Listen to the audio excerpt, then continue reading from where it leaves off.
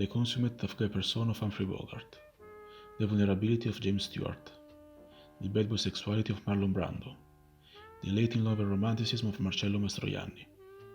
It would not be hard for a moviegoer to end up wondering whether masculinity is a mode of performance.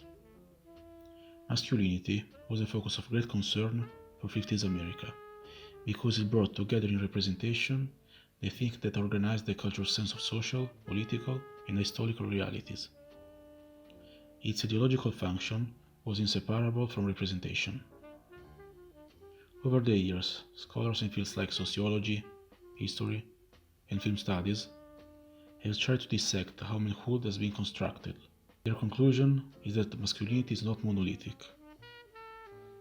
The masculine ideal varies widely among groups and often by age, region, and race.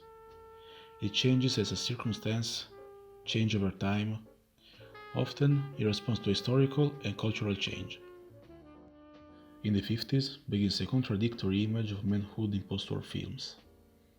The politics of the Cold War projected contradictory messages for manhood. The physical fitness under the Eisenhower and Kennedy administrations hoped to revitalize manhood so that it could better meet the communist threat to national survival. Speak to the people of America about a subject which I believe to be most important, and that is the subject of physical fitness. And I speak not only as President of the United States, but also as a parent of 2 children who I hope will grow up with those qualities of vigor and energy which we identify with the best of America. This should be a matter of concern to us all. A country is as strong really as its citizens. And I think that mental and physical health, mental and physical vigor go hand in hand. And hard masculinity was required for defending the nation's borders, but also a soft masculinity was insisted upon as the foundation of an orderly, responsible home life. Marlon Brando's appearance in the film Streetcar Named Desire is the personification of this idea, underscoring the performativity of his body as the setting for stainless masculine. His costuming in the movie is with a t-shirt and blue jeans. Far from being the random attire of someone who doesn't care how he looks, is actually a look. Brando typified the performativity and erotic objectification that hovered around his persona because of A Streetcar Named Desire. Even when style is most brutal and violent, Brando always appears to be impersonating his virility rather than embodying it. Mr. Kowalski is too busy making a pig of himself to think of anything else. The face and your fingers are disgustingly greasy. Go wash up and then help me clear the table.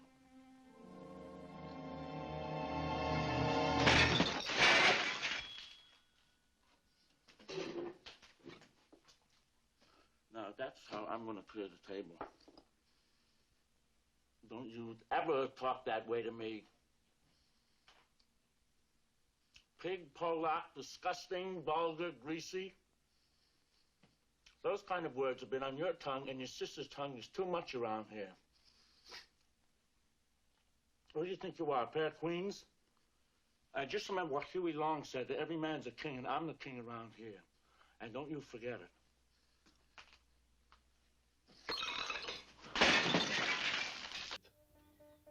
Is especially important in emphasizing that performativity and sexuality interact to make Stanley legible as a boy whose masculinity impersonates maleness in his various postures. However, in Italy, the actor Marcello Mastroianni portrays a different kind of masculinity, far away of his contemporary Marlon Brando. But to explain the dynamics of his success, we have to look back.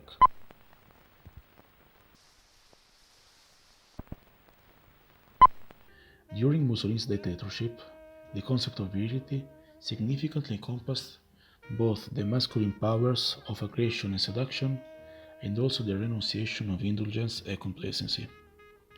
Mussolini, of course, was the icon of this fascist brand of virility. He was celebrated as a sexual conqueror and war hero, but also as a frugal person who worked hard, ate little, and was unafraid of personal sacrifice. However, the Italian masculinity as represented in the post-war films offers a window on these and other issues proper to the transition period, such as the erosion of trust in private and public life, the need for new ethical civic codes, the difficulties of rebuilding affective ties within families, and the necessity of models of manhood that would replace the militarized masculinity embraced by the fascist regime. Vittorio De Sica's films Shine, 1946, and Ladri di biciclette, Bicycle Thieves, 1948, are merely the best-known explorations of how inadequate, absent, or fascist fathers or father figures compromised future Italian manhood. Unlearning fascist authoritarianism and militarism is a central theme of many films of all styles and genres that reflect on the kinds of men produced by 2 decades of dictatorship and war. Marcello Mastroianni's acting brought the decrease of the masculinity of post-war, meanwhile having to deal with the emergence of different virile and feminine models. Mastroianni made some 150 films, and his relationship with Federico Fellini and his performance in La Dolce Vita, 1960, made him an international star. His role in this Fellini's rockbuster as the source of his screen identity as the inept male protagonist, the inetto. The Italian Schlimmel who was, in fact, far removed from the lady killer that the term Latin lover implies. Fellini intuited that his actor and friend was the perfect vehicle from a film that proposed the view of contemporary Italian society as one based upon artificial images rather than substance.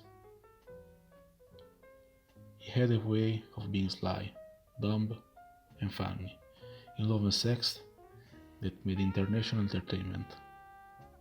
On the one hand, there was the myth of the Latin lover, which image accompanied him from his youth and to have a great international success that sometimes Italians used to look cynically because they felt this self-deprecating charm didn't correspond to the usual Hollywood style.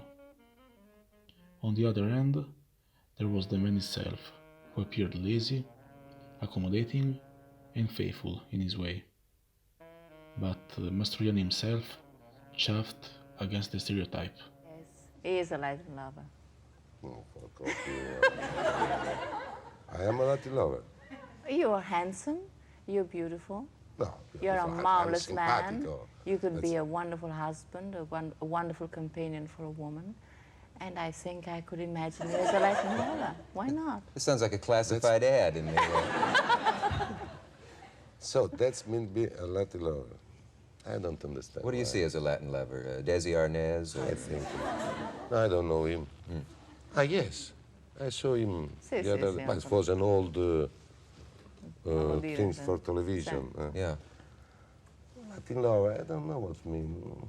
I think first he must be a fucker. what? Tremendous. A tremendous fucker. Oh, fucker. A worker of Worker. sex. Oh, yes. I am not. I think I'm very normal. There was nothing shallow about Mastroianni. His dark, matinee-idol facial features were humanized and spiritualized by more than a hint of melancholic insecurity. And to those for whom he only represented the crudely sexist epitome of the Latin lover, it may come as a surprise to discover just how many of the characters played were designed to indetermine that cliché. Impero Germis, Divorzio all'italiana, Divorce Italian style, he played a vain, languorous baron with greasy waxed moustache and hideously unbecoming hairnet. In Jacques Demy, the most important event since men walked on the moon, 1974, he was the planet's first pregnant man. He was always ready for bold apertures and for films that threatened conventional masculinity. Grazie a Mattei. Beh, di che si tratta? Carmenie, tu sei l'uomo, tu devi parlare. Tiene soggezione. Il medico è come il confessore.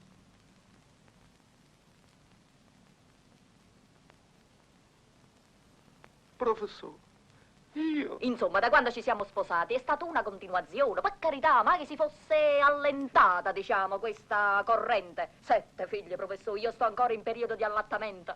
Non è colpa mia, professore. La buona volontà ci sta. Come no? Per amore ci siamo sposati. Si capisce che ci stava la buona volontà. Se andiamo avanti così, chi li mantiene a questi 7 figli? Lui è disoccupato, sono io che devo provvedere a tutto, professore mio. Ti capisco, tua moglie ha ragione. Sicuro, ma io pure tengo ragione. Ma non siamo bestie. Certo, tua moglie è bella, vi volete bene, capisco come... Però, figlio mio, ti dovresti controllare. Ma non è il desiderio che mi manca. Il desiderio lo tengo. E te lo fai passare. Dunque, voi non volete più figli. Ma no, tutto al contrario, professore, tutto al contrario. Chiste non funziona più. Il desiderio ci sarebbe. Mastroianni never felt insecure about himself or his education, but because he was such a great actor, his films ended up being seen all over the world.